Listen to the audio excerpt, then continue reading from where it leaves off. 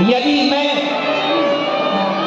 अग्नि की तरह पवित्र और गंगा की तरह पवित्र हूँ, हे पृथ्वी माता, हे ईश्वर, हे विधाता, हे दसों दिशाओं, हे दिक्पाल, हे देवताओं, हे दुनिया वालों, यदि मैं पवित्र हूँ, मैंने राम के सिवा स्वप्न में भी किसी पराये पुरुष का चिंतन नहीं किया, मैं अग्नि और गंगा की तरह यदि पवित्र हूँ, तो हे पृथ्वी माता, आप मुझे अपनी गोद में स्थान दे दो। ये कहते ही पृथ्वी फटती है और सबके देखते देखते माता सीता पृथ्वी की गोद में बैठती हैं और पृथ्वी में समा जाती हैं।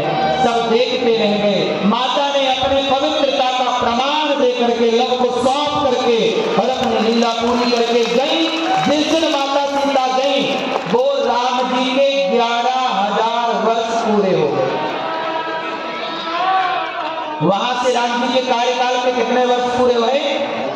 11,000 वर्ष पूरे हुए। और महर्षि वाल्मीकि जी ने कितनी ही रामायण लिखी है, लेकिन इससे आगे भी 2000 साल राम जी रहे। ये बात भागवत जी में वेद व्यास जी लिखते हैं कि 2000 साल और उम्र राम जी की रही। वो 2000 साल किसकी उम्र थी? जोर से, दशरथ जी। तो पिता की उम्र राम जी सीता के संग नहीं रह सकते। बात समझ रहे हैं ना आप लोग? इसलिए राम जी अकेले रहे। और जब वो 2000 साल पिता की आयु पूरी भई, तो राम जी ने लव कुश को राजा बनाकर लक्ष्मण जी को लखनऊ का राजा बनाया, शत्रुघ्न जी को मथुरा का राजा बनाया, है ना। और सबका कार्यकाल राम जी ने सौंपा है।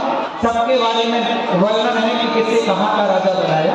सौंप करके राम जी अपनी लीला पूरी करके एक रूप से राम कणकण में समा गए, एक रूप से भगवान साकेत लोक चले गए। बोलिए राजा रामचंद्र भगवान